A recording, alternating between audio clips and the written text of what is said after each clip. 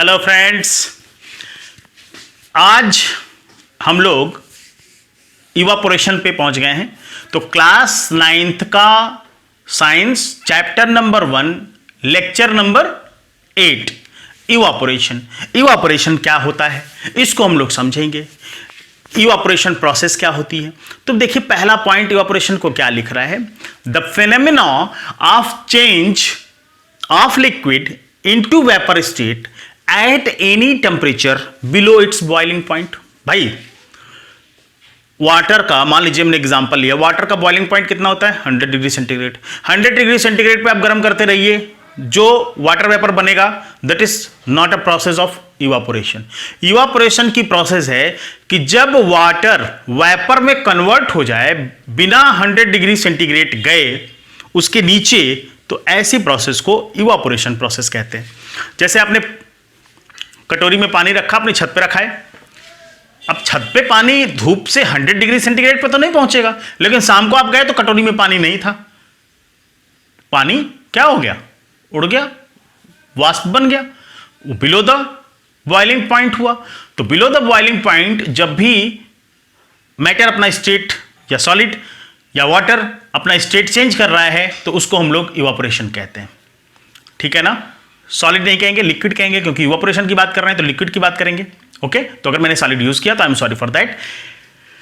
तो इवापोरेशन क्या हुआ, the phenomena of change of liquid to the vapour state without going to the temperature of boiling point is called evaporation. Okay, next point लेते हैं, factors affecting the evaporation. वो कौन कौन से factor हैं जो इवापोरेशन को अफेक्ट करते हैं, मतलब इवापोरेशन को इंक्रीज कर दें या इवापोरेशन को डिक्रीज कर दें। हम लोग उन फैक्टर्स के बारे में बात करेंगे। The rate of evaporation increases, कि रेट ऑफ इवापोरेशन कब कब इंक्रीज कर सकता है, रेट ऑफ इवापोरेशन कब कब इंक्रीज करेगा, वो कौन कौन से फैक्टर हैं जो रेट ऑफ इवापोरेशन को इंक्रीज करेंगे। तो देखिए यहां पे पहला, सरफेस एरिया अगर इंक्रीज कर दिया जाए, increase surface area because particle have more space and thus evaporate easily। ठीक है ना, if you put same amount of water in a glass as well as same amount of water in a तस्तरी, आप ये कहें कि अगर हम चौड़े मुंह के बर्तन में रखते हैं या पतले मुंह के बर्तन में रखते हैं तो किसमें इवापोरेशन तेज होगा, जहां पे सरफेस एरिया ज्यादा होगा। जाहिर सी बात है कि थाली में रखा पानी आराम से उड़ जाएगा इन कंपेरिजन टू ग्लास। ठीक है, same amount of water. Okay, तो increase surface area particle, increase surface area particle have more space to evaporate. तो पहला फैक्टर हो गया। आइए दूसरे फैक्टर के बारे में बात करते हैं, इंक्रीज द टेम्परेचर। अगर टेम्परेचर इंक्रीज है तो काइनेटिक एनर्जी इंक्रीज करेगी।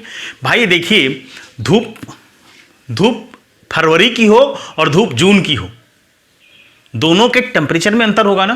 तो फरवरी में अगर आप पानी रखेंगे तो हो सकता है कि वो 1 घंटे में, 2 घंटे में या 3 घंटे में पानी वाष्पीकरण नहीं हुआ। हो सकता है कि आप मई या जून के महीने में जब बहुत ही तेज धूप होती है, टेम्परेचर बहुत ज़्यादा होता है, उस समय आप पानी को रखेंगे तो वहाँ पे वाष्पीकरण जल्दी हो जाएगा, जो इवापोरेशन है वो फास्ट होगा। तो टेम्परेचर ज़्यादा होगा तो इवापोरेशन तेज होगा, क्योंकि काइनेटिक एनर्जी इंक्रीज करेगी। ओके, आइए नेक्स्ट पॉइंट पर चलते हैं, डिक्रीज इन ह्यूमिडिटी। अब देखिए ह्यूमिडिटी डिक्रीज, मतलब ह्यूमिडिटी कम होगी तो भी इवापोरेशन तेज होगा। हम दूसरी तरह से ये कहें कि अगर ह्यूमिडिटी ज्यादा है इन्वायरमेंट में तो इवापोरेशन नहीं होगा। आप देखते हो कि आपके कपड़े बरसात के दिनों में जल्दी सूखते नहीं हैं। क्यों नहीं सूखते हैं बरसात के दिनों में आपके कपड़े, क्योंकि इन्वायरमेंट में ह्यूमिडिटी बहुत ज्यादा है, और जब इन्वायरमेंट में ह्यूमिडिटी बहुत ज्यादा होती है तो वाष्पीकरण नहीं हो पाता। तो अगर इन्वायरमेंट में ह्यूमिडिटी कम है तो ह्यूमिडिटी कम होने के केस में इवापोरेशन ज्यादा होगा। बात समझ गए हैं। तो decrease in humidity because water content in air decreases and so evaporation increases.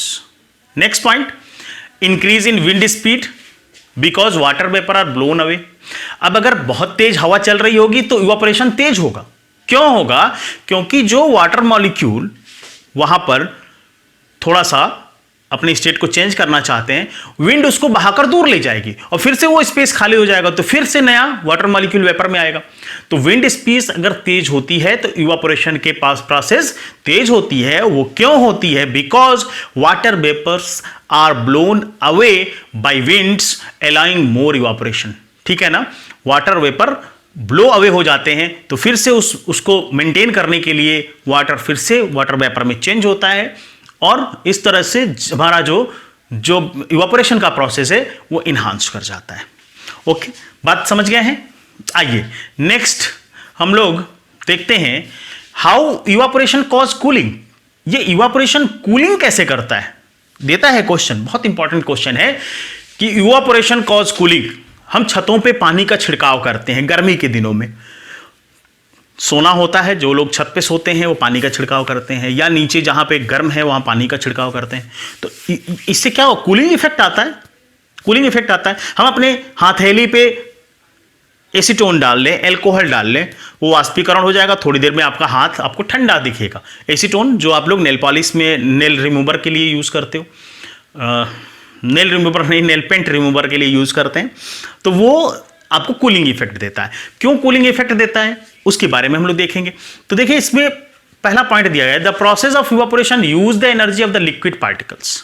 Evaporation process liquid से एनर्जी लेता है, ठीक है ना। The process of evaporation use the energy of the liquid particles, जो लिक्विड के पार्टिकल्स होते हैं उनसे एनर्जी लेता है। अब उस एनर्जी को ओवरकम करने के लिए वो लिक्विड क्या करता है, सराउंडिंग से एनर्जी ले लेता है।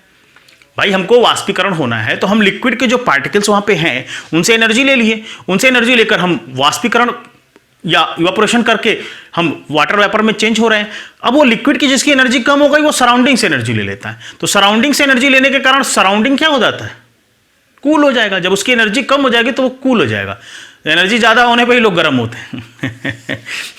Therefore, the particles absorb energy from the surrounding. Next point. In order to compensate the energy that is being lost in the process of evaporation, this result in cooling of the surrounding area. इसके कारण ही हमारा surrounding area cool होता है। Example, our palm cool when we put some acetone. तो वहां पे भी acetone क्या होगा, एसीटोन जो वाष्पीकरण हो रहा है वहां प्रेजेंट लिक्विड से एनर्जी लेकर क्या कर रहा है, अपनी काइनेटिक एनर्जी को बढ़ाकर निकल जा रहा है। अब वो जो लिक्विड थी उसकी एनर्जी कम हो गई तो वो क्या करेगी, हमारे पाम से एनर्जी ले लेगी। हमारे पाम से एनर्जी ले लेगी तो हमारा पाम ठंडा दिखेगा, ठंडा हो जाएगा, सराउंडिंग ठंडा हो जाएगा। ओके, तो क्वेश्चन हमारा है, why people wear cotton cloth in summer. लोग गर्मी में कॉटन के क्लॉथ्स क्यों पहनते हैं, क्या कारण है कि गर्मी में कॉटन के क्लॉथ पहने जाते हैं। तो देखिए कॉटन क्लॉथ्स, इसका आंसर भी मैंने यहां पे दे दिया है, मैं समझा भी देता हूं। कॉटन के क्लॉथ्स क्या होते हैं, गर्मियों में जो स्वेट्स हमारी निकलती हैं उनको एब्जॉर्ब कर लेते हैं। अब स्वेट्स को एब्जॉर्ब कर लेंगे, ठीक है ना, और जब इवापोरेशन होगा, हीट ज्यादा है, इवापोरेशन होगा तो इवापोरेशन में वहां के लिक्विड से वो एनर्जी लेगा, इवापोरेट हो जाएगा। अब वो लिक्विड क्या करेगी, सराउंडिंग से एनर्जी लेगी। तो सराउंडिंग कौन, हमारा शरीर, तो हमारे शरीर से एनर्जी लेगी तो हमारा शरीर क्या होगा, कूल होगा। तो ये कूलिंग इफेक्ट देता है। तो आंसर पढ़ लीजिए, cotton clothes absorb sweats from the body surface and expose it to the atmosphere causing evaporation to takes place easily, जिसके कारण कि इवापोरेशन आसानी से हो जाता है। It takes energy from our body, ये हमारी बॉडी से एनर्जी लेता है, बॉडी सरफेस से एनर्जी लेता है and keeps our body cool, और इसके कारण हमारा बॉडी कूल हो जाता है। एक क्वेश्चन और देखेंगे, Y water droplet appear on the surrounding of the glass with ice cold water. बता दिया मैंने अभी इस लेक्चर में बताया कि जब आइस कोल्ड वाटर के ग्लास को आप बाहर रखते हो तो उसके बाहरी सरफेस पे लिक्विड क्यों प्रेजेंट हो जाती है, एटमॉस्फेयर में प्रेजेंट वाटर वेपर को के कंडेंसेशन के कारण वो कूल हो जाती है और कंडेंस करके वाटर ड्रॉपलेट में चेंज हो जाती है। इसको हमने इसी लेक्चर में आपको डिस्कस किया था। तो ये दोनों आप इसको आराम से पढ़ लीजिए, ठीक है। तो आइए खत्म करते हैं लेक्चर को, फिनिश करते हैं इस लेक्चर को। तो थैंक्स फॉर योर पेशेंस, जो इतने लास्ट तक मुझे सुना है। रिक्वेस्ट अगेन, इस लेक्चर को जितना हो सके अपने क्लासमेट को शेयर करिए। धन्यवाद।